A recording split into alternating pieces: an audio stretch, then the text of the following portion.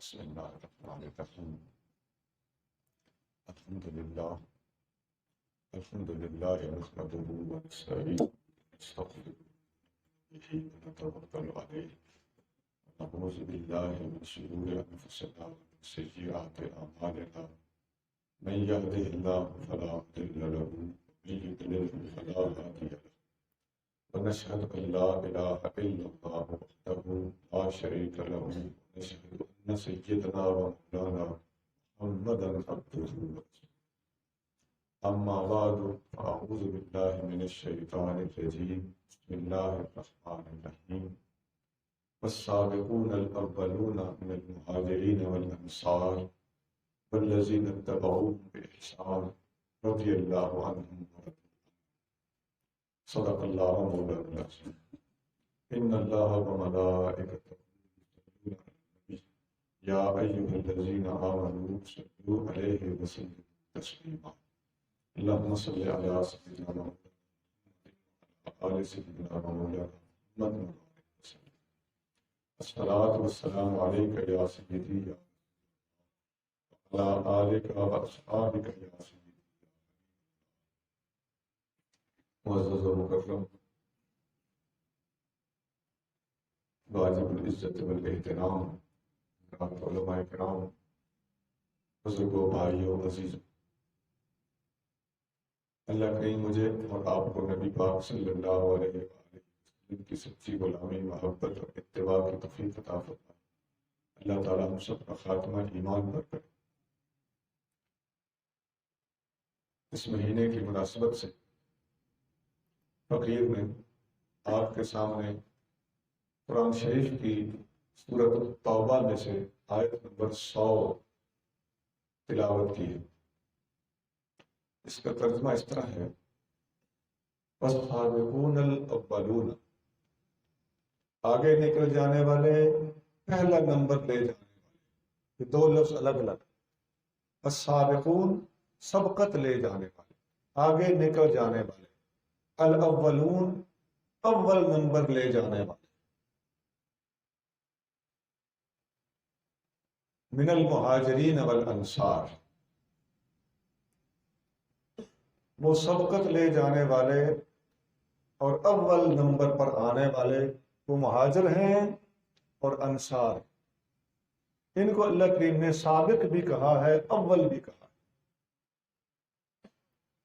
والذین اتبعوہم بإحسان، اور جن لوگوں نے ان مہاجرین و انصار کی اچھے طریقے سے، احسان کے ساتھ، محبت و شفقت کے ساتھ، اور ان کی ہر اچھی بات کی پیروی کی، رضی اللہ عنہم، اللہ ان سے راضی ہوا، ورضوا عنہ، وہ سارے کے سارے اللہ سے راضی ہوئے۔ تو اس آیت میں 3 طبقے اللہ تعالیٰ نے گن کر سنائے ہیں، ایک مہاجر، دوسرے انصار، اور تیسرے الذین اتبعوہم بإحسان، جنہوں نے مہاجرین اور انصار کی اتباع کی، جو ان کی تعلیمات پر چلے، جو ان کے راستے پر چلے۔ یہ 3 طبقے ہیں، ان تینوں مہاجرین کو، انصار کو اور ان کی راہ پہ چلنے والوں کو اللہ نے اعزاز بخشا ہے، رضی اللہ عنہم ورضوا عنہ، اللہ ان سے راضی اور یہ سب اللہ سے راضی۔ لو جی، میں نے آپ کو صرف ترجمہ سنایا۔ ہماری عوام کے لیے، بیچاری کے لیے مشکلات یہ ہوتی ہیں کہ یہ ان کے سامنے جب کوئی قرآن پڑھتا ہے نا، تو قرآن کی وہ تشریح جو ان کے اپنے دماغ میں ہوتی ہے، قرآن کے بالکل وہ برعکس ہو، تب بھی اپنے سر، راگ، اپنے جوش جذبے، اپنے ذاتی ذوق، اندر اور من کی خود ساختہ محبتیں، ان کی روشنی میں آیت کے اندر تحریف، تبدیلی اور تشریح اور تفسیر میں اپنی طرف سے مرچ مسالہ لگا کر کچھ کا کچھ بنا کر پیش کرتے ہیں، لیکن واللہ اس فقیر نے آپ کے سامنے قرآن کی آیت کا صحیح ترجمہ اور مفہوم پیش کر دیا۔ کہ اللہ نے اس آیت میں 3 طبقے بیان کیے ہیں، مہاجر، انصار اور ان کی پیروی کرنے والے۔ ان تینوں کو احساس دیا ہے کہ اللہ ان سے راضی ہے، یہ اللہ سے راضی ہے۔ حضرت ابی بن کعب رضی اللہ تعالی عنہ اس امت کے سب سے بڑے قاری ہیں۔ نبی پاک صلی اللہ علیہ وسلم نے فرمایا اقرا امتی ابی بن کعب، میری امت کا سب سے بڑا قاری ابی بن کعب ہے۔ یہ لفظ ہے ابی، الف بے یہ، الف پہ پیش ہے، بے پہ زبر ہے، آگے یہ ہے چھوٹی یہ، تو کیا بنا؟ یہ میں پنجابی کے انداز میں بات کر رہا ہوں، یہ بنا ابی۔ یہ میں نے اس لیے واضح کیا ہے کہ ہم دیکھتے ہیں بہت سے لوگوں کو ہم سمجھتے ہیں کہ یہ آسان لفظ ہے، مشہور صحابی ہے، لیکن لوگوں کو وضاحت کی ضرورت پڑتی ہے۔ ابی، ان کے والد گرامی کا نام تھا کعب، کاف عین بے، ابی بن کعب۔ اس لیے ان کو جب ہم جلدی سے بولتے ہیں ابی بن کعب تو بعض کا دوستوں کو سمجھ نہیں آتی، اس لیے میں نے اس کو صحیح پروناؤنس کر کے بتا دی۔ یہ صحابی فرماتے ہیں حضرت فاروق اعظم رضی اللہ عنہ کے ساتھ ان کی گفتگو ہوئی تھی، اس کے نتیجے میں جو کچھ انہوں نے بتایا وہ میں آپ کو عرض کرنے لگا۔ یہ فرماتے ہیں کہ قرآن کی یہ جو آیت ہے نا جس میں ان 3 طبقوں کا ذکر ہے، آپ فرماتے ہیں اس طرح کی اور بھی آیتیں ہیں قرآن میں۔ قاری تھے، عالم تھے، صحابی تھے، اور نبی پاک علیہ الصلوۃ والسلام کے عطا کردہ علم سے لبریز تھے۔ آپ ایک اور آیت پڑھتے ہیں، آپ فرماتے ہیں قرآن میں جیسی ایک اور آیت سورۃ حشر میں بھی موجود ہے،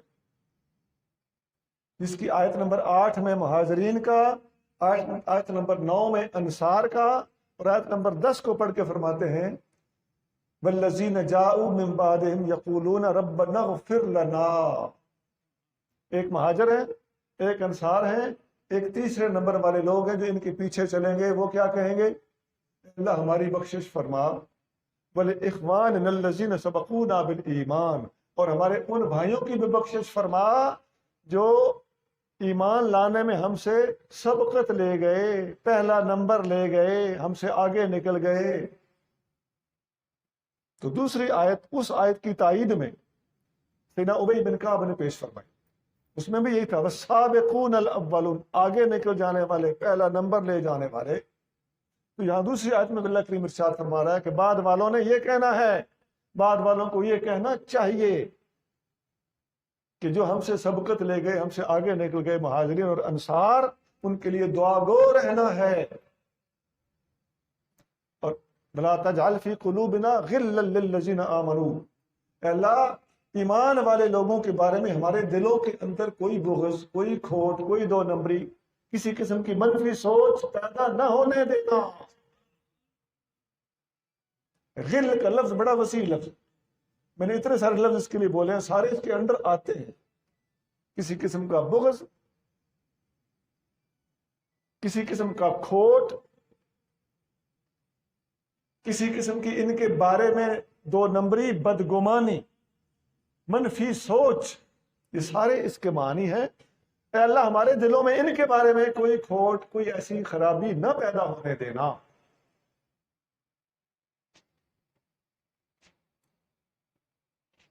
تو یہاں بھی پچھلی آیت کی طرح جو سورۃ توبہ کی آیت نمبر 100 تھی، اسی طرح سورۃ الحشر کی آیت نمبر 10 بھی یہی بتا رہی ہے کہ پہلے والے سابق ہیں، پہلے والے اول ہیں، اور بعد والوں کے لیے لازم ہے کہ ان کے لیے دعا گو رہیں، ان کی پیروی کریں، اور ان کے بارے میں اپنے دلوں کے اندر کسی قسم کی خرابی پیدا نہ ہونے دیں۔ حضرت ابی بن کعب فرماتے ہیں کہ ایک اور آیت بھی ہے قرآن میں جو اسی طرح کی ہے۔ آپ فرماتے ہیں سورۃ جمعہ کی بالکل ابتدائی آیت شروع میں،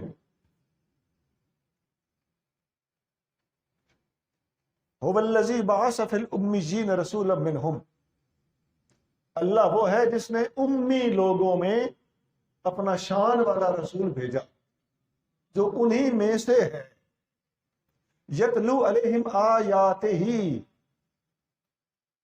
وہ شان والا رسول ان امیوں کے سامنے اللہ کی آیتیں پڑھتا ہے، وَيُزَكِّيهِمْ، اور انہیں آیتوں کے ذریعے، اپنی نگاہ اور توجہ کے ذریعے، اپنی تعلیمات کے ذریعے پاک کرتا ہے، وَيُعَلِّمُهُمُ الْكِتَابَ وَالْحِكْمَةَ، اور وہ شان والا رسول ان امی لوگوں کو کتاب بھی پڑھاتا ہے اور حکمت بھی پڑھاتا ہے۔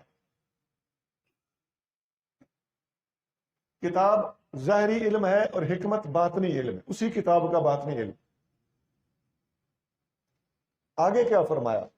آگے فرمایا وَإِن كَانُوا مِن قَبْلُ لَفِي ضَلَالٍ مُبِينٍ، یہ سارے لوگ میرے شان والے رسول سے پہلے کھلی گمراہی میں تھے۔ آگے کیا فرمایا؟ وَآخَرِينَ مِنْهُمْ لَمَّا يَلْحَقُوا بِهِمْ، اور جو لوگ ان کے بعد آئیں گے، ابھی ان سے وہ آ کے ملے نہیں، ابھی ان کی ان کے ساتھ ظاہری ملاقات نہ ہونے کی وجہ سے اٹیچمنٹ نہیں ہوئی، میرے اس نبی کی تعلیمات جس طرح ان امی لوگوں کے لیے ہیں جن میں میں نے اس رسول کو بھیجا ہے، یہ تعلیمات ان کے بعد آنے والے لوگوں تک بھی جاری و ساری رہے گی۔ یہ تعلیمات چونکہ بعد والوں کے لیے بھی ہیں، اس لیے ابی بن کعب رضی اللہ تعالیٰ عنہ نے فرمایا جس طرح سورۃ توبہ میں اللہ نے فرمایا کہ جو مہاجرین و انصار کی پیروی کرے گا اللہ اس سے بھی راضی اور وہ اللہ سے راضی، اور جس طرح اللہ تعالیٰ نے دوسری آیت میں فرمایا سورۃ الحشر کی آیت نمبر 10 میں کہ جو لوگ بعد میں آئیں گے وہ اگلوں کے لیے دعا گو رہیں گے، ان کی پیروی کریں گے، اسی طرح اس تیسری آیت میں اللہ کریم نے ارشاد فرمایا کہ جو لوگ میرے نبی صلی اللہ علیہ وسلم کے بعد دنیا میں آئیں گے، جو ان کی پیروی کرتے رہیں گے جن کو میرے نبی نے ٹرین کیا ہے، تربیت دی ہے، علم و حکمت سکھایا ہے، تو ابھی ان سے وہ ملے تو نہیں لیکن وہ بھی میرے نبی صلی اللہ علیہ وسلم کی تعلیمات کی پیروی کر کے، اپنے سے پہلے والوں سے میرے نبی کی تعلیمات اخذ کر کے انہی کے زمرے میں شمار ہوں گے۔ وآخرین منہم، یہ وہ لوگ ہیں جو ان کے آخر میں آئیں گے۔ یہ کون ہے؟ یہ سابقون ہیں۔ وہ کون ہے؟ وہ آخرون ہیں۔ یہ سبقت لینے والے، وہ بعد میں آنے والے، ان کا آپس میں رشتہ کیا ہے؟ ساری تینوں کی تینوں آیتوں میں رشتہ یہ بتایا جا رہا ہے کہ بعد والے اگلوں کے غلام ہوں گے، بعد والے اگلوں کے پیروکار ہوں گے، بعد والے اگلوں کے شاگرد ہوں گے، بعد والے اگلوں کے لیے دعا گو ہوں گے، بعد والوں کے دل میں اگلوں کے لیے کھوٹ نہیں ہوگا اور نہ ہونا چاہیے۔ لیجیے جی، ابھی اور آیتیں بھی ہیں، میں نے اختصار کے پیش نظر 3 چنی۔ ان ساری آیتوں کا مفہوم یہی ہے کہ مہاجرین اور انصار اول ہیں اور ان کی اتباع پیروی کرنے والے، ان سے علم لینے والے، نبی پاک علیہ الصلوۃ والسلام کا پیغام، آپ ان کی تعلیم ان مہاجرین و انصار سے حاصل کرنے والے لوگ جو بعد میں آئیں گے، اللہ ان سے راضی اور یہ اللہ سے راضی۔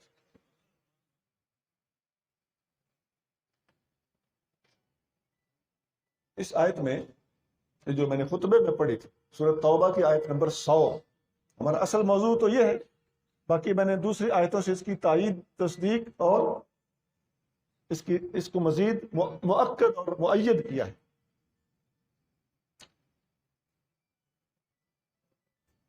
اس آیت میں آیت نمبر سورۃ توبہ کی آیت نمبر 100 میں یہ جو پوشیدہ بات ہے اور بہت زیادہ گہرائی میں جا کے باہر لانے کی ضرورت نہیں ہے، پوشیدہ کا مطلب ہے تھوڑی سی غور کرنے سے بڑے آرام سے معلوم کی جا سکتی ہے، تکلف کے بغیر۔ وہ یہ ہے کہ جب ہم نے بعد والوں نے اپنے سے سبقت لے جانے والوں کی پیروی کرنی ہے تو پتہ چل گیا کہ نبی کریم صلی اللہ علیہ وآلہ وسلم نے جو اپنی امت کو علم دیا ہے وہ یا تو امت کو خود اپنے دست مبارک سے اپنی زبان حق ترجمان سے عطا فرمایا ہے، جن کو حضور نے خود بول کے براہ راست اپنا چہرہ انور دکھا کر اپنی زیارت کرا کے ان لوگوں کے اندر بیٹھ کے اپنے چفیر ان کو بٹھا کے جن لوگوں نے ڈائریکٹلی علم دیا ہے وہ اولون ہیں، اور جن کو ان کے بعد حضور کا علم ان لوگوں کے وسیلے سے حاصل ہوا ہے وہ آخرون ہیں۔ تو جو بعد والے ہیں آخرون، ہم لوگوں نے تو نبی پاک صلی اللہ علیہ وآلہ وسلم کی زیارت براہ راست صحابہ کی طرح نہیں کی، تو ہم کس سے علم لیں؟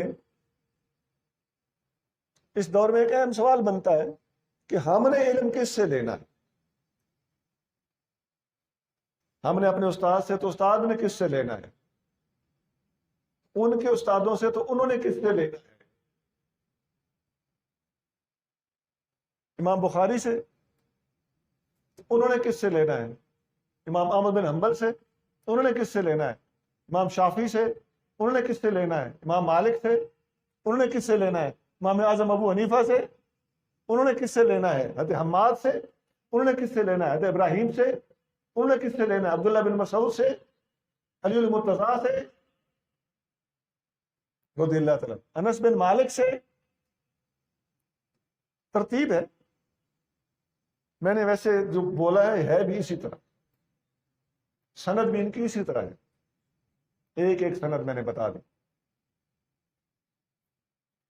ان سب نے جب علم لینا ہے تو ان سب جب صحابہ تک بات پہنچے گی تو صحابہ اکرام نے نبی پاک علیہ الصلوۃ والسلام سے علم لینا ہے۔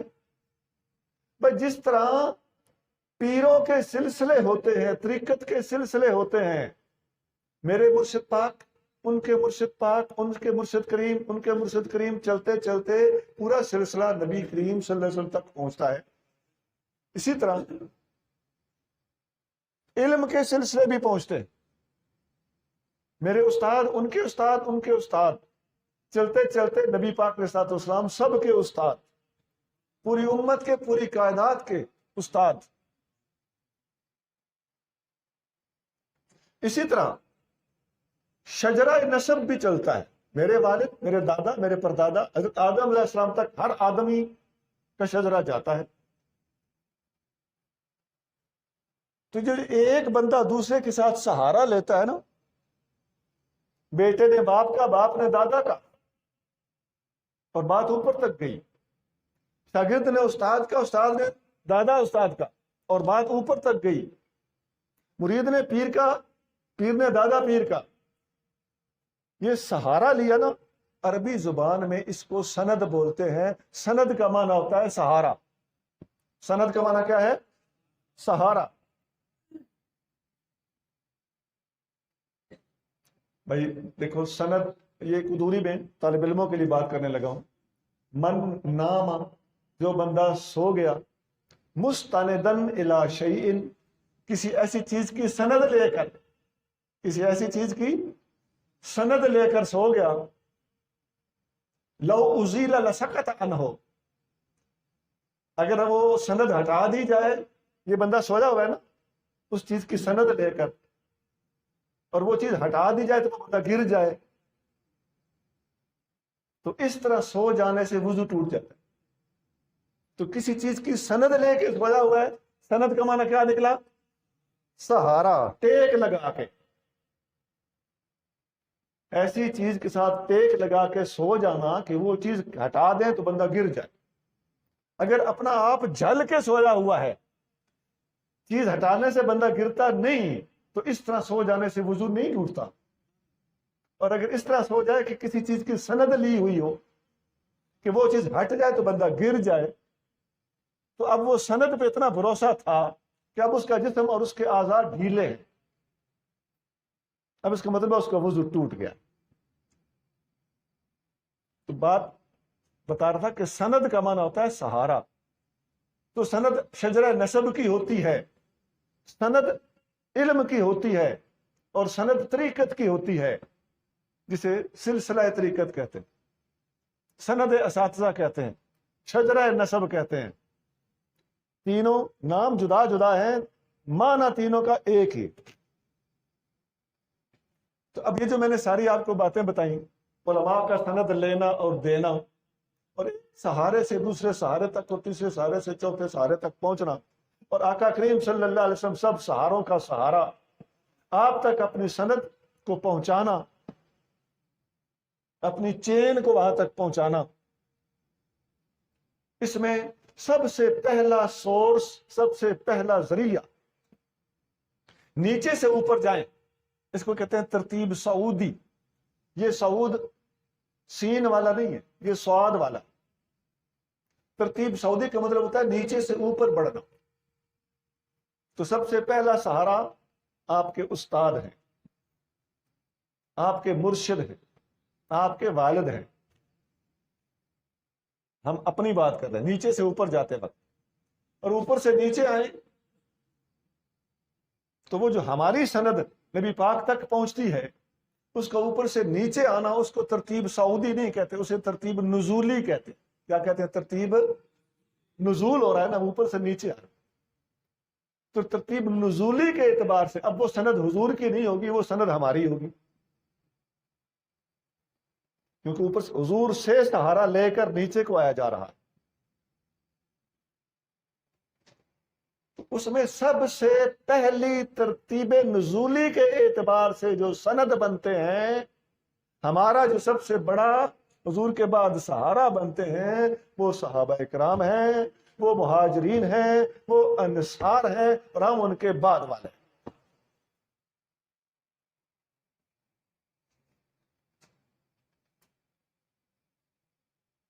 اچھا، اس میں تھوڑا سا تفصیل میں جائیں۔ مہاجرین میں سب سے پہلے کون آئیں گے؟ جتنی ہستیوں نے ہجرت کی، اپنے اپنے طریقے سے ہجرت کی، نبی پاک علیہ الصلوۃ والسلام کی رہنمائی کے مطابق جس طرح کسی کو حکم ہوا اس نے اسی طرح ہجرت کی۔ بھائی حبیب کریم صلی اللہ علیہ وآلہ وسلم نے ہجرت سے پہلے مدینہ منورہ کے کچھ انصاریوں کو اسلام کی دولت سے سرفراز فرما دیا تھا۔ وہ حج کے دنوں میں مکہ شریف میں حاضر ہوئے، ادھر سے نبی کریم صلی اللہ علیہ وآلہ وسلم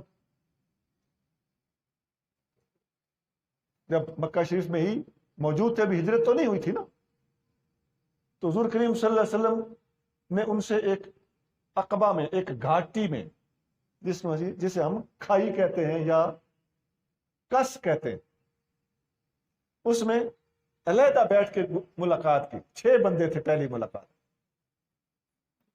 انہوں نے کہا کہ انشاءاللہ ہم اگلے سال آئیں گے اور بندوں کو ساتھ لائیں گے تو وہ بھی اسلام قبول کریں گے۔ ابھی نبی پاک علیہ الصلوۃ والسلام ہجرت نہیں فرمائی، تو مدینہ کے لوگ مکہ میں آئے، اگلے سال پھر وہ زیادہ بندوں کو لے کے آئے، نبی پاک علیہ الصلوۃ والسلام نے سب کو بیعت فرمایا، اور نبی کریم صلی اللہ علیہ وسلم کو انہوں نے وعدہ دیا کہ انشاءاللہ ہم مدینہ میں آپ کے لیے ٹھکانہ فراہم کریں گے، آپ وہاں پر شفٹ ہوں، تشریف لائیں، ہجرت کر کے مہربانی فرمائیں، ہمارے علم اور تعلیم کا بندوبست فرمائیں، ہم آپ کے ساتھ مکمل تعاون کریں گے۔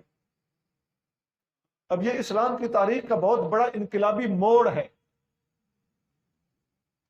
آقا صلی اللہ علیہ وآلہ وسلم نے اپنے جانے سے پہلے، یہ بات یاد رکھنے والی، نوٹ کرنے کے قابل،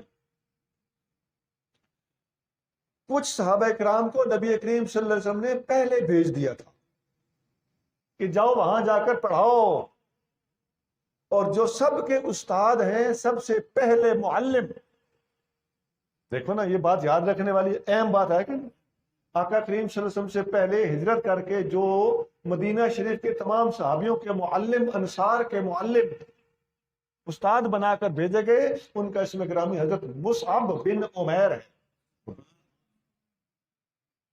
ان کو حضور کریم صلی اللہ علیہ وسلم نے پہلے بھیج دیا، اور یہ وہاں آقا کے پہنچنے سے پہلے پہلے مدینہ شریف کو علم سے لبریز کر چکے تھے،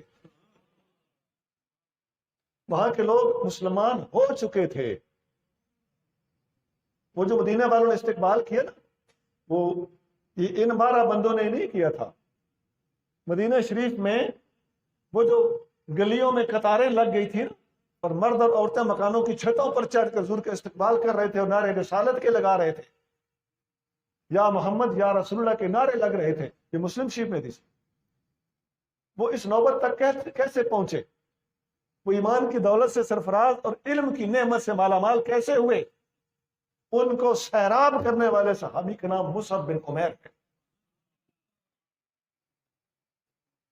اور ایک اور بات بھی ہے، حضرت مصعب بن عمیر کو مدینہ کے لوگ مقری کہتے تھے۔ میم قاف، قاف ہوتی ہے نا دو نقطیہ قاف، ہم جٹ کہتے ہیں، میم قاف رے اور آگے حمزہ، آپ رے یہ کہہ لیں، مقری۔ اس کا مطلب ہوتا ہے استاد جی پنجابی میں۔ سارے مدینہ والے ان کو استاد جی کہتے تھے۔ اب بتائیے جو مقری کہلاتے ہوں، جن کو میں استاد جی کا ترجمے سے سمجھا رہا ہوں، ایسی ہستی کو اہل علم ماننا ہوگا کہ نہیں؟ ابھی حضرت ابی بن کعب نے جو تفسیر بیان کی اور ایک کی تائید میں 3 مزید آیتیں بیان کی ہیں، ابھی آپ سن چکے ہیں۔ صحابہ کرام کی علمیت اپو اپنی شان اور اپو اپنی ٹھاٹھ رکھتی ہے، جن ہم تک آقا کا پیغام پہنچایا۔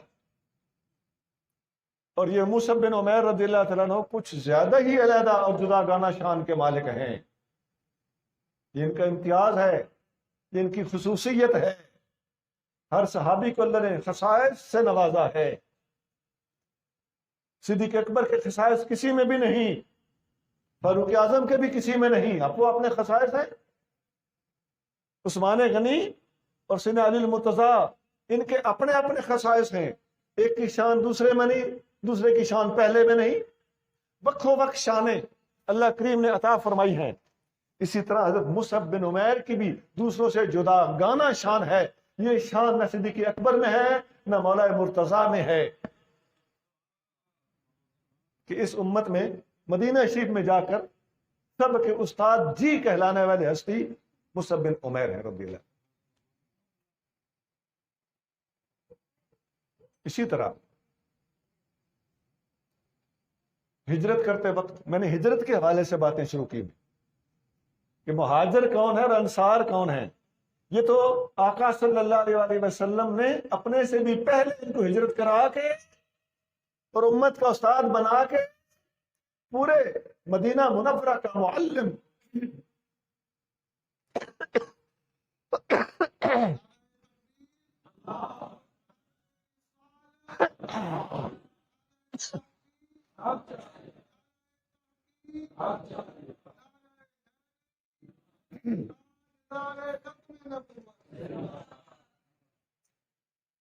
اپنے سے پہلے ان کو ایڈوانس بھیج دیا تھا مقری بنا کر۔ اور جو آقا صلی اللہ علیہ وسلم کی ہجرت کے بعد آقا کے بستر پہ سوئے، سیدنا علی المرتضیٰ رضی اللہ تعالیٰ، یہ بھی ہجرت کی ایک جداگانہ ٹھاٹھ اور شان ہے کہ نہیں؟ ہجرت یہ بھی کر رہے ہیں، حضور کے بعد کر رہے ہیں۔ پہلے والا پہلے جانے میں اپنی جداگانہ شان رکھتا ہے، اور یہ بعد میں جانے والا بعد میں جانے میں ایک جداگانہ شان رکھتا ہے، اگرچہ حضور کے بعد گئے ہیں، لیکن یہ شان جو ان کو عطا ہوئی، یہ ہے تو مصعب بن عمیر کو بھی نہیں عطا۔ اس شان میں مصعب بن عمیر آگے ہیں، اس شان میں سیدنا علی المرتضیٰ آگے۔ تو جداگانہ بھائی ہر ایک کی شان کو ناپنے کے آپ وہ اپنے خانے ہوتے ہیں۔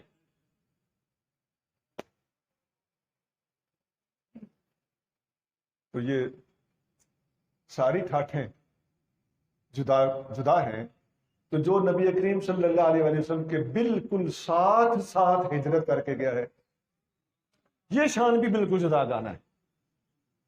الحمدللہ ہم ہر ایک کی شان کو اس کی اپنی جگہ پہ رکھ کے، بغیر کسی بخل کے، بغیر اس کے کہ کچھ بتائیں اور کچھ چھپائیں، ہم تمام اللہ کے پیاروں کی شان کو بیک صفحہ آن ون پیج ہم بیان کرنے کے عادی۔ اب صدیق اکبر والی شان بھی کسی کے پاس نہیں ہے۔ حضور کے ساتھ ہونا ساری شانوں پر بھاری ہو جاتا ہے، کیونکہ ساتھ کس کا ہے؟ وہ صدیق اکبر کی اپنی وجہ سے نہیں ہے، وہ شان اگر مصطفیٰ کریم کی شان مانتے ہو تو پھر صدیق اکبر کی شان بھی جدا گانا اور سب سے فائق تسلیم کرنا پڑے گی۔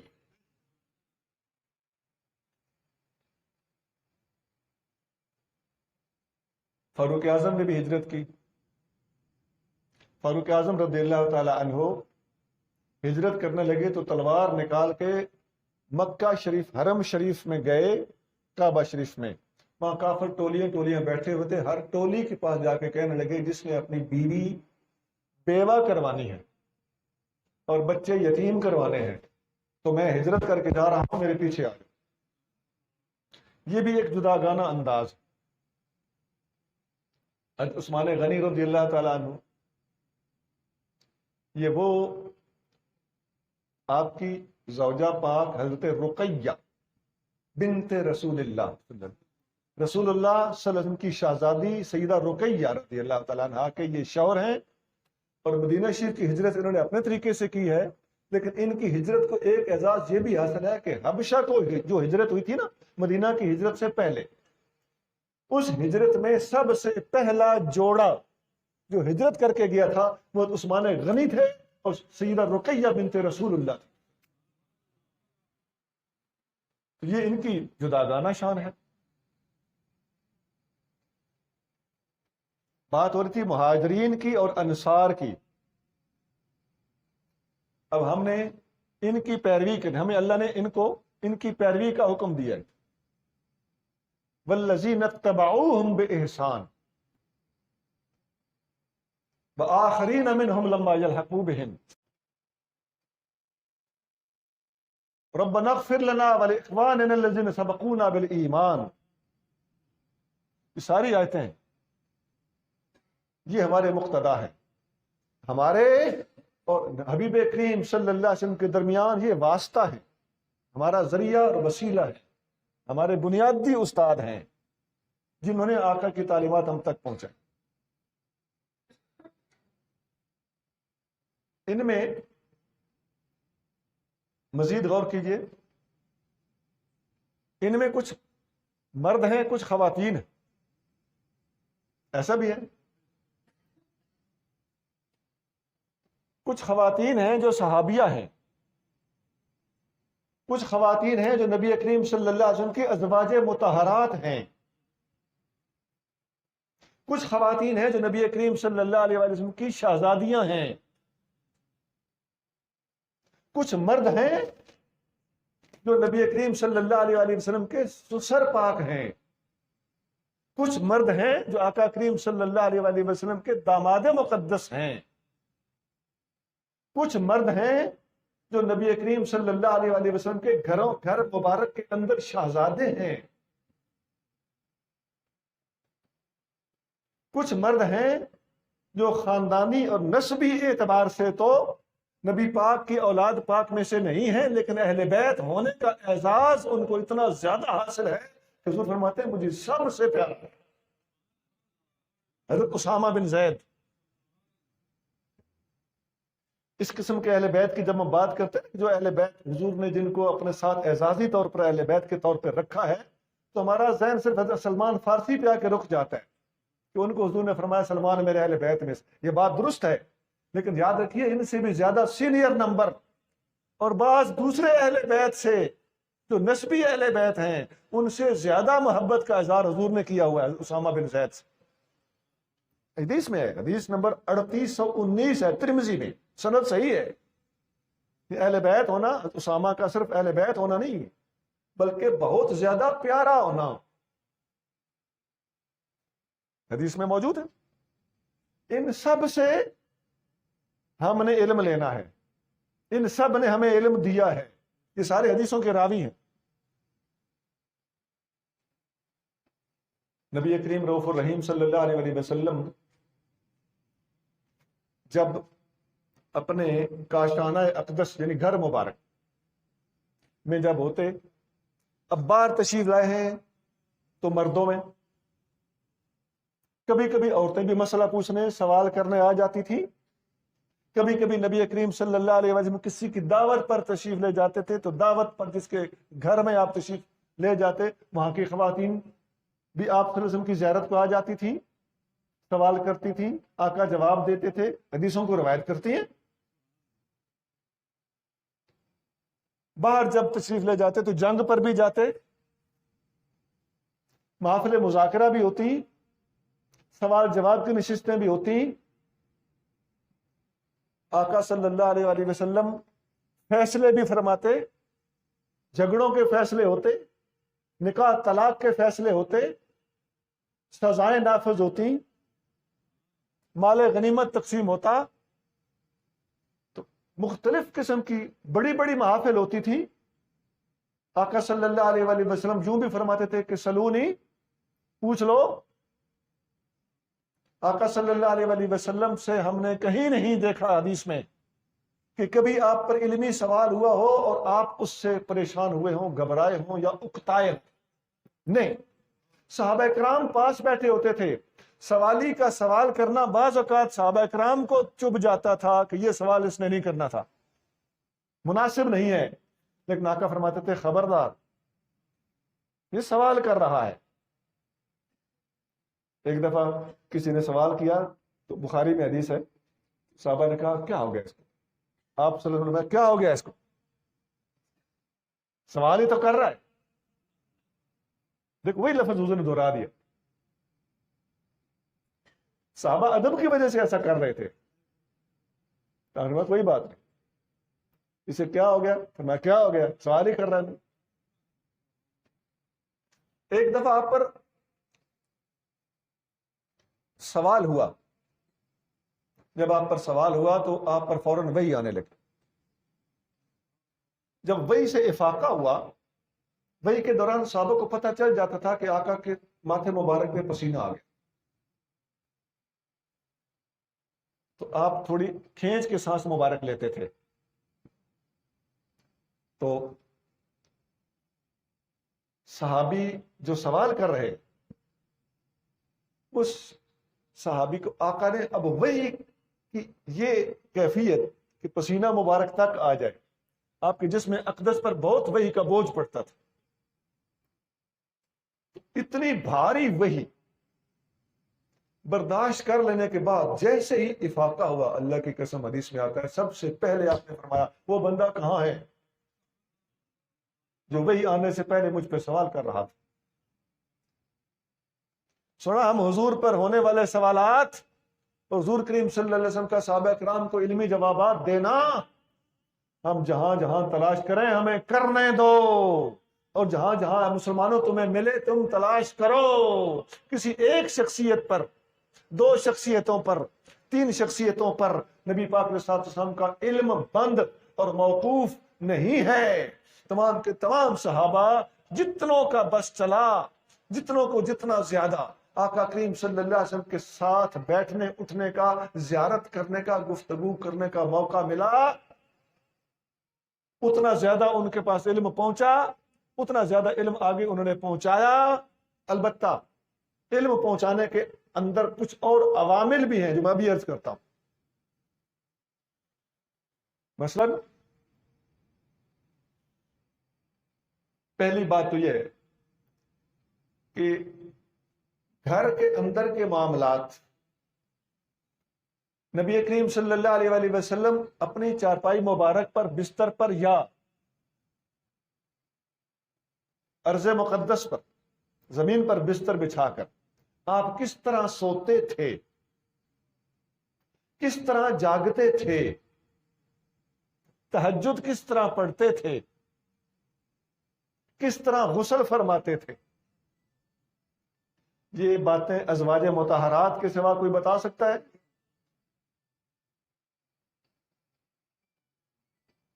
کیا جو بات میں آپ کی بات کر رہا ہوں، آپ کی جو بات آپ کی بیوی بتا سکتی ہے وہ آپ کی ہمشیرہ بتا سکتی ہے؟ آپ کی بیٹی بتا سکتی ہے؟ سونا تو پھر میں مثال دے رہا ہوں بات سمجھانے کے لیے آپ کی، کہنا یہ چاہتا ہوں تو پھر مان لیجئے کہ حبیب کریم صلی اللہ علیہ وآلہ وسلم کی وہ تعلیمات جن کا تعلق ازدواجی زندگی سے ہوتا ہے، ایسی تعلیمات نبی پاک علیہ الصلوۃ والسلام کے ازواج مطہرات کے سوا کوئی نہیں بتا سکتا، اور جس نے حضور کی اس زندگی مبارک کے اس پہلو کا احاطہ کرنا ہو، اس پہلو پر تعلیمات حاصل کرنی ہو، اس پر لازم ہے نبی پاک علیہ الصلوۃ والسلام کی ازواج مطہرات کی نوکری دے، ان کا ادب کرے اور ان سے علم حاصل کرے، انہیں اپنا استاد مانے، انہیں اپنا مرشد مانے۔ بھائی نبی پاک کے ازواج مطہرات جس کی مرشد نہیں ہے نا، جس کی استاد نہیں ہے، ایمان سے بتاؤ وہ دین اسلام میں رہ جائے گا؟ ابھی ان کے بارے میں جو آیتیں آئی پڑی وہ الگ بات ہے، تم ان کا انکار کر کے، ان کو برا کہہ کے، ان کی تعلیمات کو چھوڑ کر نبی پاک علیہ السلام کی تعلیمات کے پورے 1/4 حصے کا انکار کیے بیٹھے۔ یہ علماء نے لکھا ہے کہ دین کا چوتھا حصہ ایک اماں عائشہ صدیقہ نے روایت کیا۔ دین کا کتنا حصہ؟ 1/4 حصہ ایک زوجہ مطہرہ نے۔ ابھی ازواج مطہرات 10 کے لگ بھگ، میں لگ بھگ کہہ رہا ہوں، وہی لگ باتیں ہیں، تو پھر دین کتنا ہوگا؟ سونا ہم اگر کہہ دیں نا کہ آدھا دین، بھائی دین کا کچھ حصوں کا تعلق مردوں سے ہے، کچھ عورتوں سے، تو یوں ونڈ کی جا سکتی ہے نا، آدھا آدھا کہا جا سکتا ہے۔ تو خواتین کے ساتھ تعلق رکھنے والا سارے کا سارا دین نبی پاک کے ازواج مطہرات سے ملا ہے، اور جو تمام ازواج مطہرات کے ایسی فراہم کردہ معلومات کا انکار کرے گا وہ آدھے دین کا منکر۔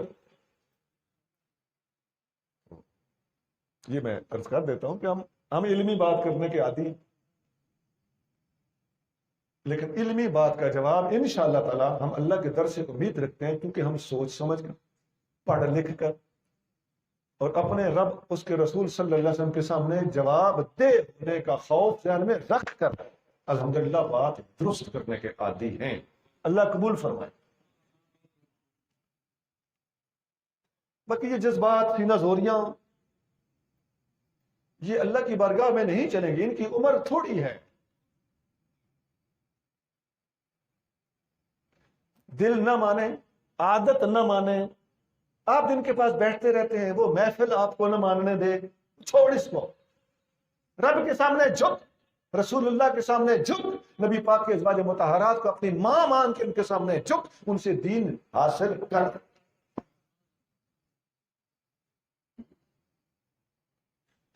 اب سوال کرو گے تو کوئی نہ کوئی کوڑ کڑل مارے گا، وہ میرے پاس لے آنا نا، بتاؤں گا اس کا کیا جواب ہے۔ علمی بات کا جواب علم سے دینا بہت مشکل ہوتا ہے۔ تھوڑا اور آگے چلیے۔ ایک فیکٹر، ایک سبب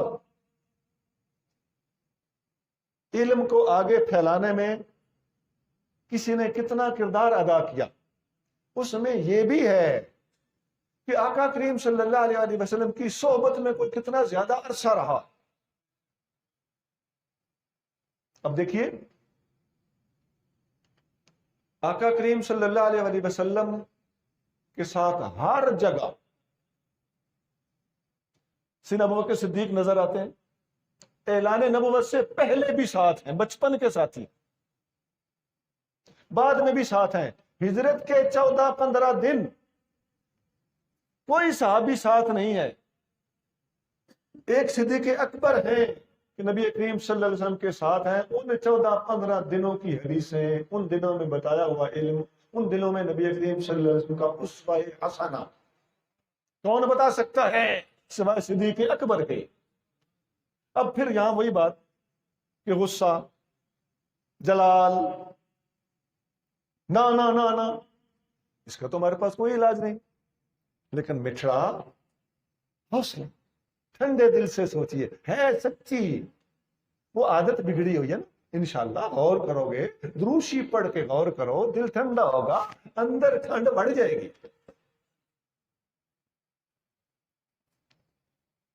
اسی طرح مختلف جنگوں پر مختلف صحابہ گئے ہیں اور مختلف صحابہ نہیں گئے۔ صدیق اکبر ہر جنگ میں حضور کے ساتھ ہیں. پہ جنگ تبوک میں سیدنا علی المرتضیٰ رضی اللہ تعالیٰ عنہ کو حضور نے پیچھے چھوڑا تھا. خواتین اور بچوں کی ذمہ داری ان کو سونپی تھی. اور یہ ایک سیدنا علی المرتضیٰ ہی نہیں، بہت سے صحابہ ہیں. مختلف جنگوں میں یہ مسئلہ آپ کو پتہ ہونا چاہیے. مختلف جنگوں میں نبی کریم صلی اللہ علیہ وسلم نے مختلف صحابہ اکرام کو اپنے پیچھے مدینہ شریف میں عورتوں اور بچوں کی نگرانی کے لیے چھوڑا ہے. کسی جنگ میں کسی کو، کسی جنگ میں کسی کو، کسی جنگ میں کسی. یہ ساری باتیں حدیثوں میں، سیرت کی کتابوں میں مذکور ہیں. تو کچھ بتائی جاتی ہے نا، تو کچھ نہیں بتائی جاتی ہیں، تو وہ پھر دین کی تعلیمات ادھوری پہنچتی ہے. یہی میں پہلے عرض کر رہا ہوں کہ ہم نے سب سے دین حاصل کرنا ہے. جس نے بھی حضور کی صحبت میں وقت گزارا ہے، آقا سے ایک لفظ بھی سنا ہے، آقا اس لیے فرماتے ہیں بلغوا انی ولو آیا، مجھ سے ایک جملہ بھی سنو تو آگے بتاؤ. یہ نہیں فرمایا آپ بتانا، آپ نہ بتانا. یہ فرد بتائے، وہ فرد نہ بتائے. یہ گروپ بتائے، وہ گروپ نہ بتائے. یہ اندر والے بتائیں، باہر والے نہ بتائیں. باہر والے بتائیں، اندر والے نہ بتائیں. مرد بتائیں، عورتیں نہ بتائیں. نہیں جناب، آقا نے فرمایا ہے ایک لفظ بھی، ایک جملہ بھی مجھ سے سنو، بلغوا انی ولو آیا. ایک آیت بھی مجھ سے سنو. آیت کا صحیح مفہوم جو ہے وہ یہ ہے، یہاں پر اس حدیث میں یہاں آیت سے مراد ایک جملہ، وہ قرآن ہو یا حدیث، تو سب کو حکم ہے. ایک فیکٹر اور بھی، فیکٹر کا مطلب ہوتا ہے عمل کرنے والی چیز، اپنا جو چیز کسی چیز کو طے کرنے میں اپنا کردار ادا کر رہی ہو.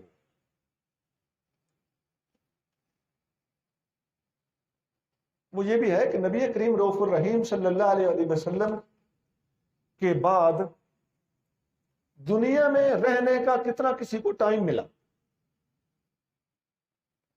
آقا صلی اللہ علیہ وسلم کے بعد صدیق اکبر رضی اللہ تعالیٰ عنہ 2 سال رہے.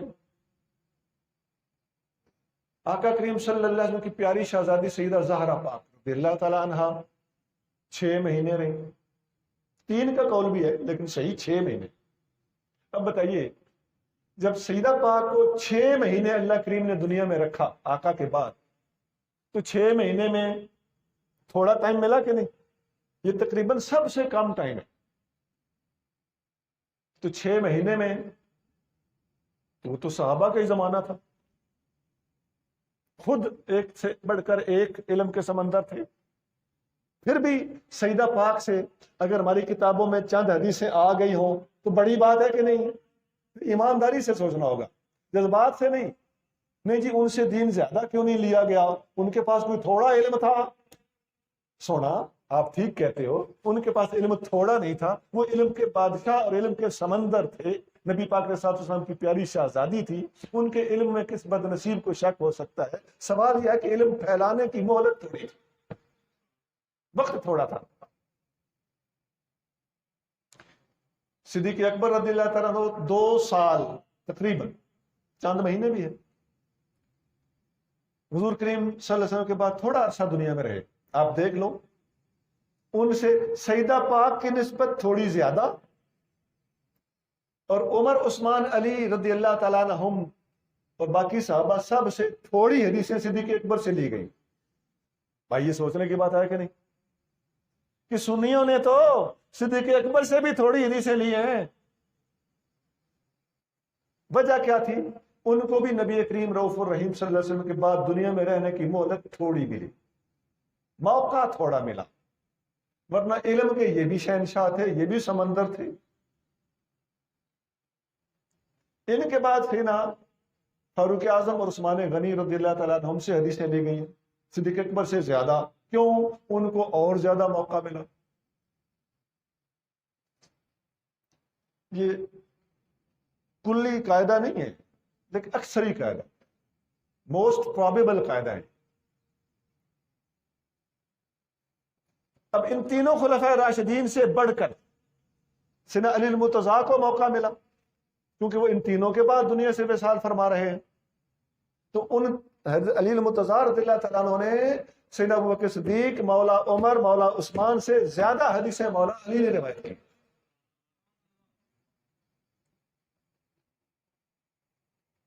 تو اب کوئی کہے کہ کیا جی حضرت ابو ہریرہ سے تم لوگ بڑی حدیثیں لیتے ہو، حضرت ابو ہریرہ کے پاس زیادہ علم تھا یا حضرت علی المرتضیٰ کے پاس زیادہ تھا؟ ہم پر سوال ہوتا ہے، بولے لوگ تو بھائی علم تو حضرت علی المرتضیٰ رضی اللہ تعالیٰ عنہ کے پاس حضرت ابو ہریرہ سے بہت زیادہ تھا، لیکن دیکھو آپ نے حضرت علی المرتضیٰ رضی اللہ عنہ کا موازنہ حضرت ابو ہریرہ سے خود کیا ہے نا، کیوں کیا ہے؟ حضرت علی المرتضیٰ رضی اللہ عنہ کا موازنہ ابو بکر صدیق سے کرو، عمر سے کرو، عثمان سے کرو، تو ان تینوں سے زیادہ حدیثیں علی المرتضیٰ سے لی گئی۔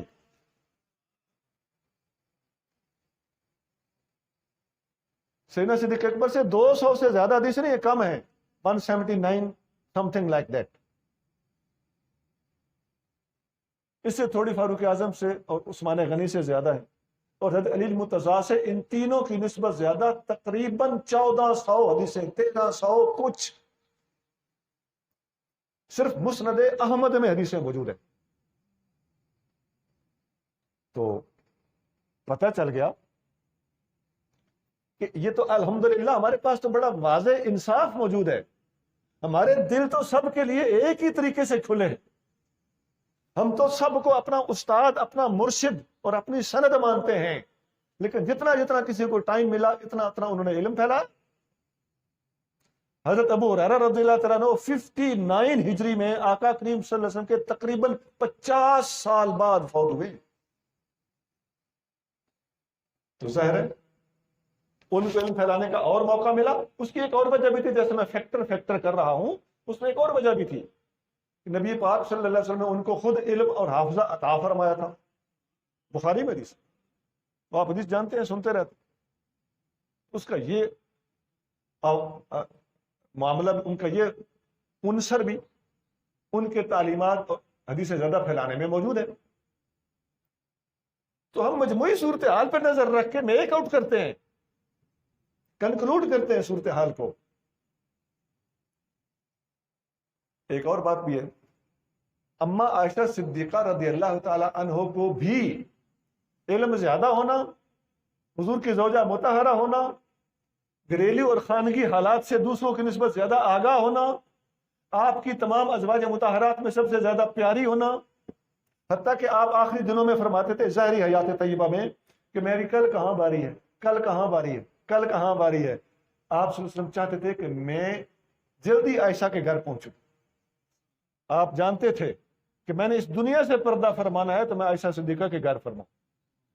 اما پاک فرماتی ہیں کہ آخری دن حضور میرے گھر میں تھے، باری بھی میری تھی، گھر بھی میرا تھا، اور میرے اس سینے کے اس جگہ پر فقبض بین سحری و نہری، میری اس جگہ اور میری اس جگہ کے درمیان حضور کا سر تھا جب آپ نے دنیا سے پردہ فرمایا۔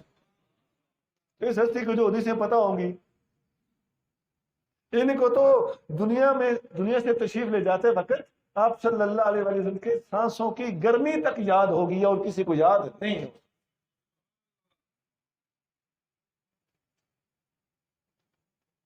پھر آپ کو بھی ٹائم بہت ملا ہے، آپ حبیب کریم صلی اللہ علیہ وآلہ وسلم کے بعد تقریباً 47 سال بعد دنیا سے گئی ہیں، تو 47 سال تقریباً دنیا میں رہی، تو بہت بڑا موقع ملا نا۔ تو حدیثوں میں صاف آتا ہے کہ صحابہ کرام جب کسی الجھن میں ہوتے، مسئلے کا حل مل نہ رہا ہوتا، اما عائشہ صدیقہ سے جب رابطہ کیا جاتا تو سیدہ کے پاس ہر سوال کا جواب مل جاتا۔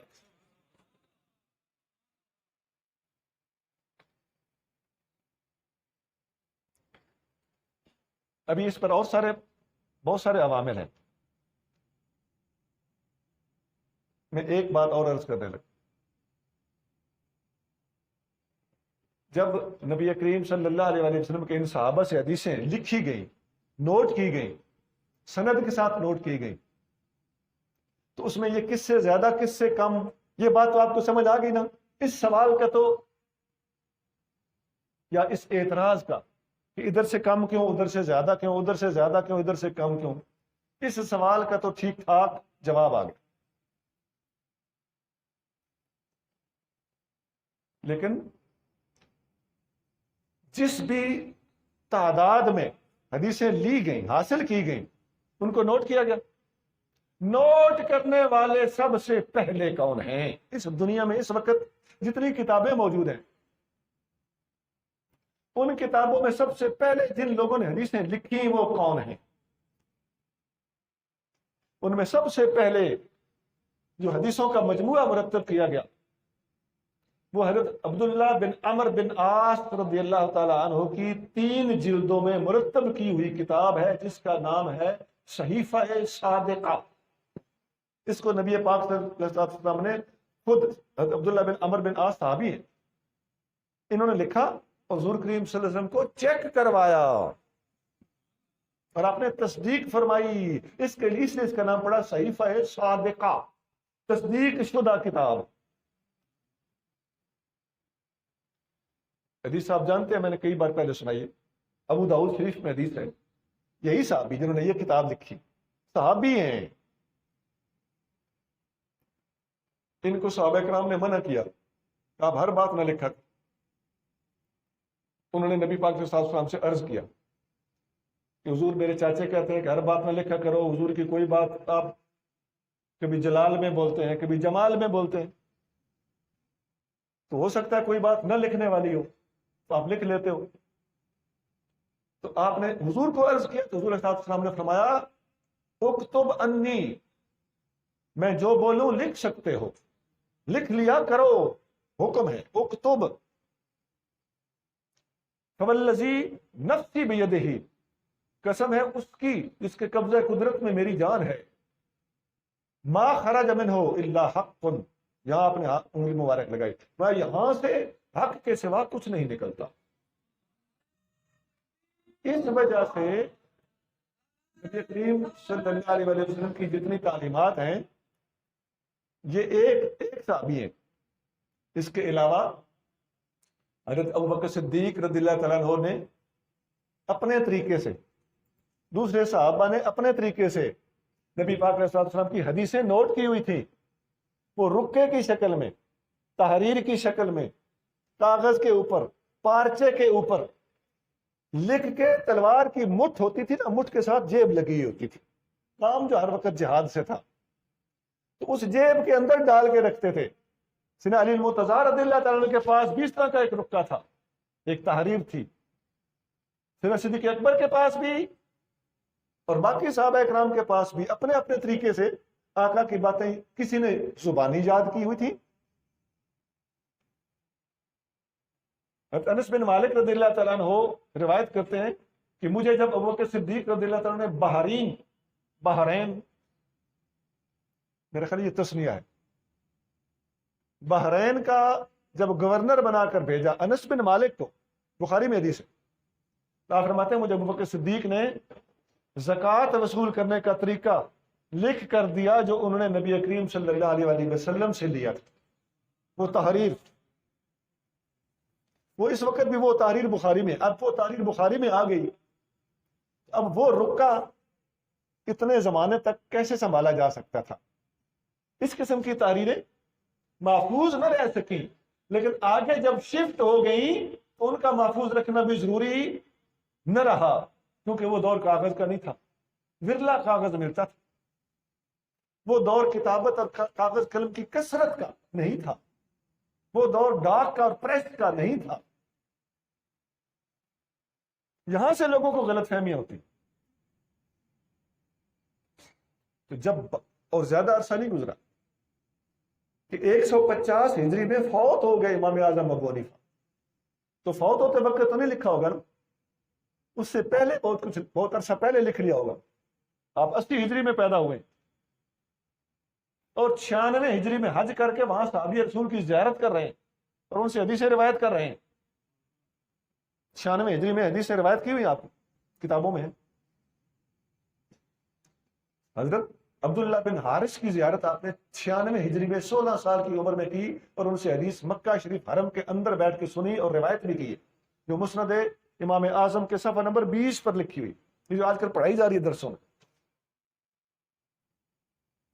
فرماتے ہیں میں 80 ہجری میں پیدا ہوا، 96 میں نے حج کیا، اس وقت میری عمر 16 سال تھی، میں اپنے والد صاحب کے ساتھ گیا۔ اسی طرح بتاتے ہیں تفصیل سے۔ اور میں حرم میں گیا تو میں نے دیکھا کہ ایک صحابی درس دے رہے ہیں، میں نے اپنے والد صاحب سے پوچھا یہ کون سے صحابی ہیں جو درس دے رہے ہیں؟ حلقت من هذه؟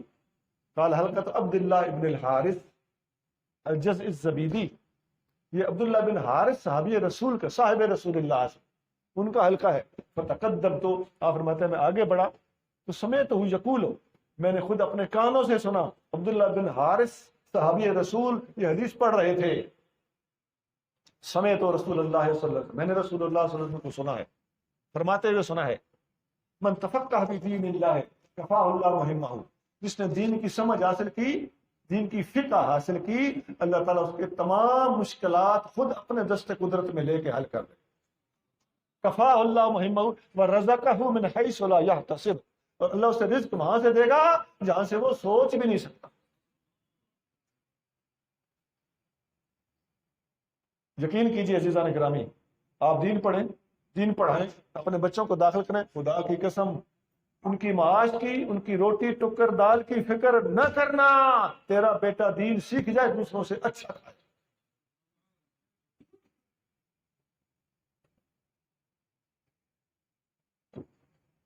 صحابہ، یہ حضرت امام اعظم ابو حنیفہ ہے جو 16 سال کی عمر میں 96 ہجری، پہلی ہجری ہے ابھی، آقا صلی اللہ علیہ وسلم اسی ہجری میں، اسی صدی میں وصال فرما رہے ہیں۔ تو اسی صدی کے ابتدا میں آقا وصال فرما رہے ہیں، آخر میں امام اعظم ابو حنیفہ صحابہ سے ڈائریکٹ یہ حدیث سن کے بیان کر رہے ہیں۔ تو امام اعظم کی لکھی کتابیں اس وقت بھی مارکیٹ میں ملتی ہیں، فقہ اکبر ہے، کتاب الآثار ہے۔ یہ کتاب الآثار جو امام محمد کی کتاب الآثار سے منسوب ہے، یہ افغانستان سے چھپی ملتی ہے، وہاں لکھا ہوتا ہے اس کے مصنف امام اعظم ابو حنیفہ ہے، پہلے صفحے پہ لکھا ہوتا ہے۔ اہل علم حضرات کے لیے بات کرنے لگا ہوں۔ اس زمانے میں عام طور پر استاد اپنے شاگردوں کو املا کراتے تھے۔ یہ آپ لوگوں نے، ہم نے بھی 5ویں تک یہاں پڑھتے تھے تو ہمیں استاد املا کراتے تھے، اس کو لفظ املا ہی بولا جاتا تھا۔ استاد بولے اور شاگرد لکھے تو اسے کیا کہتے ہیں؟ املا۔ تو استاد اپنے شاگردوں کو املا کراتے تھے۔ کیوں؟ کاغذ کم تھا، تو ابھی تو کاغذ کے ہوتے ہوئے ہم نے املائیں لکھی ہیں، تختی پہ لکھی ہے، کاپی پہ لکھی ہے۔ تو اس دور میں املا کتنی مضبوط چیز سمجھی جاتی ہوگی، اسی لیے اس کتاب پہ کبھی امام اعظم کا نام ہے، کبھی ان کے شاگرد کا نام۔ شاگرد کو دیکھیں تو اس نے لکھی ہے، استاد کو دیکھیں تو انہیں املا کرائی ہے۔ اصل مصنف بنیاد کے اندر کار فرما شخصیت استاد ہوتے تھے۔ یہی حال امام مالک کا ہے، موطا امام محمد، یہ دونوں موطا امام محمد ہی ہیں، اور امام محمد 179 میں فوت ہوئے ہیں۔ ایک کی حدیث کی سند میں لکھا ہوتا ہے اخبرنا مالک، ایک میں لکھا ہوتا ہے حدثنا مالک۔ تو بات ایک ہی، تھوڑا سا فرق ہے، اخبرہ زیادہ سخت ہوتا ہے، مضبوط ہوتا ہے۔ پھر یہ امام مالک پہلی صدی میں ہی، امام اعظم، اس کے بعد امام مالک رحمۃ اللہ علیہ امام اعظم کے شاگرد بھی ہیں۔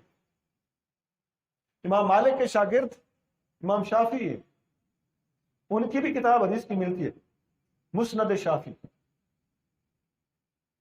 تقریباً 2200 اس میں حدیث ہیں، ایسے کچھ ہے، 2000 کے لگ بھگ ہے، مجھے صحیح فگر یاد نہیں۔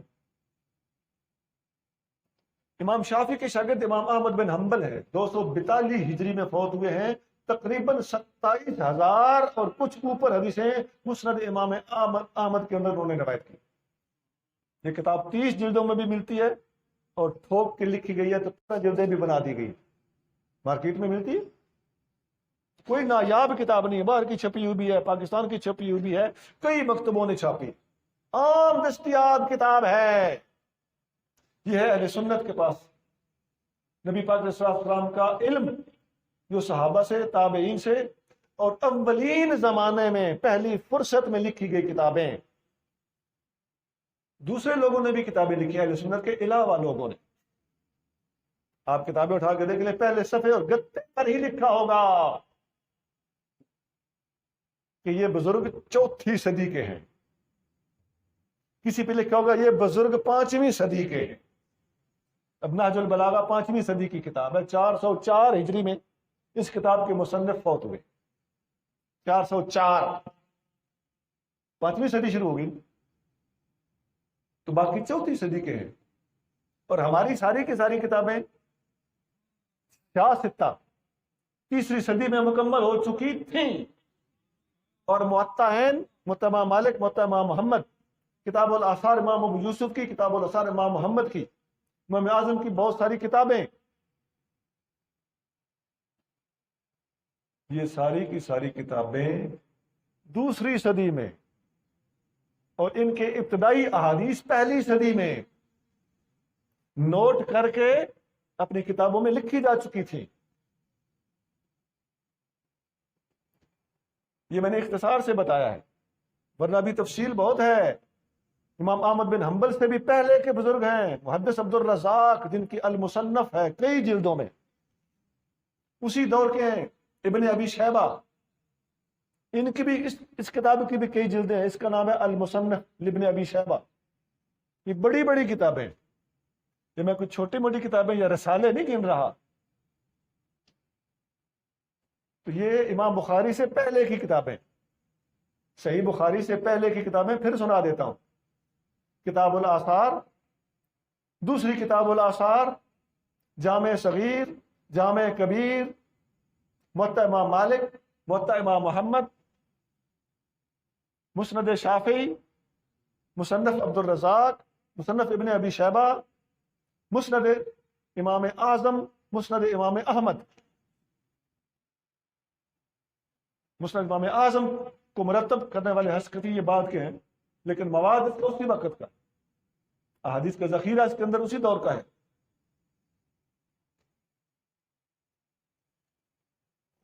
اتنی واضح باتیں کہ نبی کریم صلی اللہ علیہ وسلم سے سب سے پہلے علم کس نے لیا، زیادہ موقع کس کو ملا، سب کو ماننے والا کون ہے؟ کون ہے جو ازواج مطہرات سے حدیثیں نہیں لینا چاہتا؟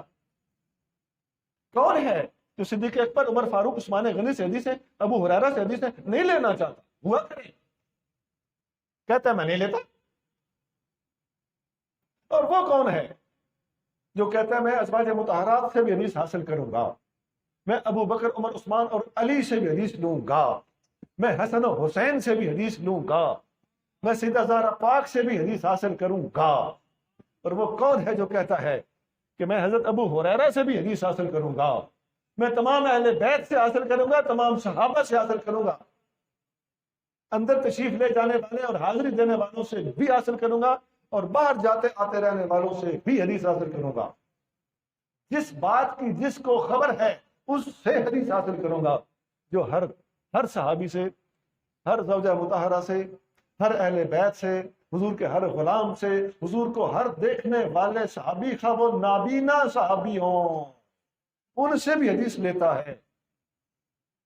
نابینا دیکھ نہیں سکتے تو سن تو سکتے تھے نا، ان کی حدیث ہماری کتابوں میں موجود ہے۔ اب مان لو، غصہ نہ کرو، سچ تو یہی ہے کہ صحیح دین مصطفیٰ تمہیں اسی کے پاس ملے گا جو ان سب ہستیوں کو اپنا استاد مانتا ہے۔ باقی راؤنڈ مارنا، وہ ہمارے گاؤں میں کہتے ہیں ریٹا مرندہ، ہاں جی، ریٹا مارے کام نہیں چلتا، سینہ زوری طریقہ نہیں۔ سونا علم سے بات کرو، اللہ تعالیٰ آپ سے راضی ہوگا انشاءاللہ، اللہ کو خوش کر، اللہ کے محبوب کو خوش کر۔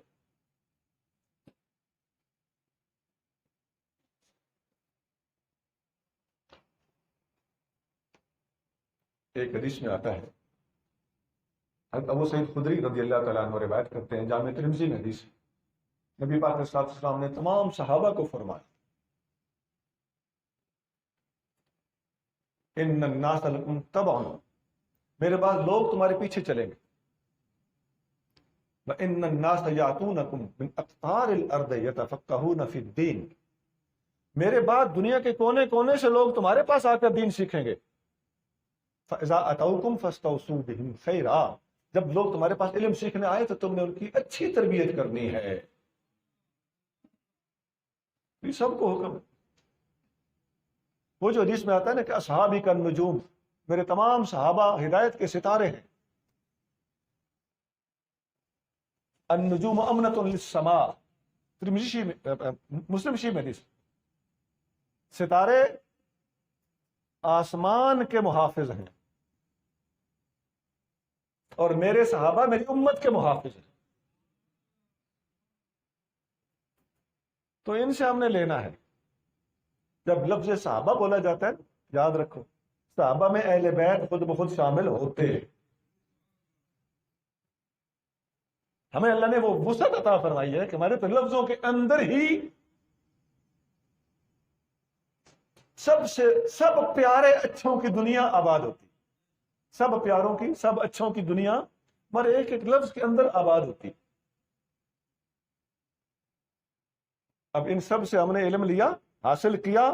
اس کی اور بہت میں شارٹ کر رہا ہوں، بہت حدیثیں اس موضوع پر. وہ جو بلغوا انی میں نے آپ کو ابھی سنائی ہے وہ یہی ہے نا. جو آپ صلی اللہ علیہ وسلم نے آخری حج فرمایا، اس حج کے موقع پر اس کو تو کافر بھی مانتے ہیں نا کہ یہ حجۃ الوداع کا خطبہ بڑا زبردست ہے.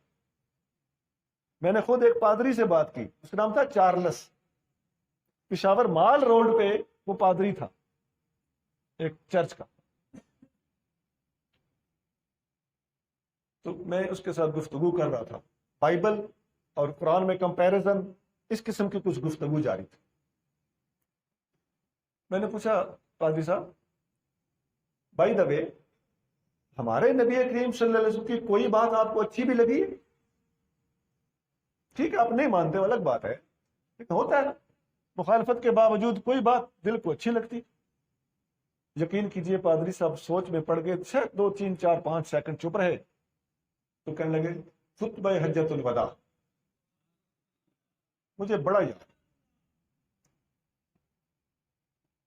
یعنی اس کو غیر مسلموں نے بھی آقا صلی اللہ علیہ وسلم کی عظمت کے طور پر تسلیم کیا ہے. لیکن سونا اس کے آخری الفاظ کیا ہیں؟ فَلْيُبَلِّغِ الشَّاهِدُ الْغَائِبَ. لوگوں کتنے لوگ موجود تھے وہاں پر؟ 1,14,000 تقریباً. جن لوگ کہتے ہیں نا 1.25 لاکھ صحابہ، وہ یہی بات ہے. ابھی ان میں کچھ بیمار ضعیف حج پہ نہ جا سکے، وہ ٹوٹل 1.25 لاکھ ہی بنتے ہیں. تو جو حاضرین تھے وہ 1,14,000 تھے. اور ان سب کو حضور نے کیا فرمایا؟ بلغو نہ فرمایا فَلْيُبَلِّغِ الشَّاهِدُ الْغَائِبَ. جتنے یہاں پر شاہد ہیں، جتنے آئے بیٹھے ہیں، جتنے مجھے دیکھ اور سن رہے ہیں، تم میں سے ہر ایک کی ذمہ داری ہے کہ جو آج یہاں نہیں آیا، جو غائب ہے، اس تک میرا دین پہنچا دینا. اچھا یہ غائب کا معنی کیا ہوتا ہے؟ جو اس وقت نہیں آیا ہوا صرف وہ غائب ہے، جو ابھی پیدا نہیں ہوئے وہ بھی غائب ہو سکتے ہیں کہ نہیں؟ جو ان کی اولادیں ہوں گی میرے دین کو آگے لوگوں تک پہنچانا اور بچے بچے تک اور دنیا کے کونے کونے تک پھیلانا، میرے بعد یہ آپ کی ذمہ داری ہے. اسی لیے تمام صحابہ اکرام نبی کریم صلی اللہ علیہ وسلم کے بعد چین سے نہیں بیٹھے. کسی نے مدینہ منورہ، کسی نے عرب، اور کسی نے مکہ کے اندر امن قائم کر کے دکھایا، اور کسی نے نبی کریم صلی اللہ علیہ وسلم کی تعلیمات کو لے کر مدینہ شریف سے نکل کر مکہ کا رخ کیا، کسی نے مصر کا رخ کیا، کسی نے کوفہ اور بصرہ کا رخ کیا، کسی نے یمن کا رخ کیا، اور کسی نے جہاں تک ہماری معلومات ساتھ دیتی ہیں کسی نے ہندوستان کے کچھ علاقوں تک رسائی حاصل کر کے یہاں نبی کریم صلی اللہ علیہ وسلم کے دین کا پیغام پہنچا. صحابہ کرام نے دنیا کے کونے کونے میں جا کر جو آقا نے ڈیوٹی لگائی تھی وہ ڈیوٹی ہوتی ہوئی، اس پر عمل پیرا ہوتا ہوا ہم آنکھوں سے دیکھ رہے. یار سچوں کی گواہیاں آپس میں مل جاتی، کڑی سے کڑی جڑ جاتی ہے. اب دیکھ لو ادھر حکم ہے پہنچاؤ تو ادھر یہ پہنچا رہے ہیں. کون پہنچا رہے ہیں؟ جو مکہ اور مدینہ سے باہر نکل کے دین کا پھیلانے کا کام کرتے رہے ہیں نا، ان ہستیوں کا مرہون منت ہونا پڑے گا۔ بہت سے صحابہ کرام مدینہ شریف کے اندر ہی رہے، بہت سے مکہ شریف کے اندر ہی رہے، بہت سے جلدی وصال فرما گئے۔ حضرت بلال حبشی شام کو چلے گئے، نئی شخصیت، نیا ملک۔ وہاں اس لیے نہیں گئے تھے یہ لوگ کہ وہاں پر مکان اچھے تھے، زمینیں زیادہ تھیں، نہیں جناب۔ مکہ شریف فتح ہو جانے کے بعد مکہ کی جائیدادیں بھی انہیں مل چکی تھی، اور مدینہ میں تو پہلے ہی ان کے قدم مبارک جم چکے تھے۔ اس علاقے میں رہائش کے اعتبار سے اور زندگی گزارنے کی سہولیات کے اعتبار سے اس سے بہتر جگہ نہیں ہو سکتی تھی۔ اور سب سے بڑی بات یہ کہ ایک میں حرم کعبہ ہے، دوسرے شہر میں حرم رسول ہے۔ ایسے شہروں کو چھوڑ کر جانا کس لیے تھا؟ نبی پاک علیہ الصلوۃ والسلام کی تعلیمات پھیلانے کے لیے تھی۔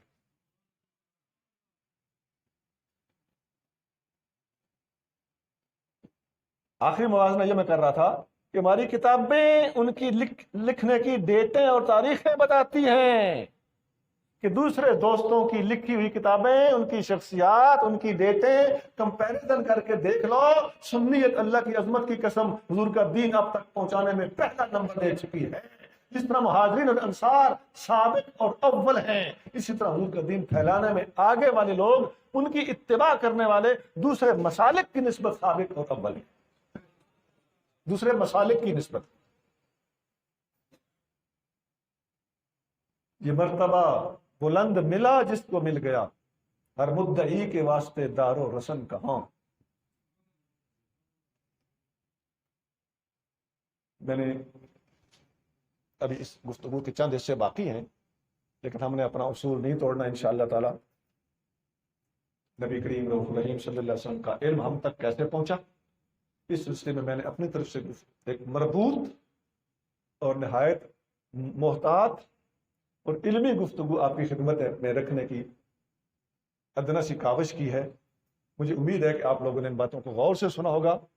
میں آپ لوگوں سے توقع رکھتا ہوں کہ ان باتوں کو اچھی طرح حفظ فرمائیں، اور کسی کو مطمئن کرنا پڑے تو آپ میں اب اتنی ہمت ہونی چاہیے کہ اس موضوع پر آپ خطاب تک کر سکیں۔ کوئی حرج نہیں، کرو خطاب، کوئی نہیں کہتا کہ یہ تو فلانے دا کتا ہے خطاب۔ یہ اللہ اور اس کے رسول کا پیغام ہے، جو بیان کرے یہ اس کا ذاتی نہیں ہوتا، یہ امانت اور پیغام ہوتا ہے۔ یہ جس طرح ہمارا ہے اسی طرح آپ سب کا ہے۔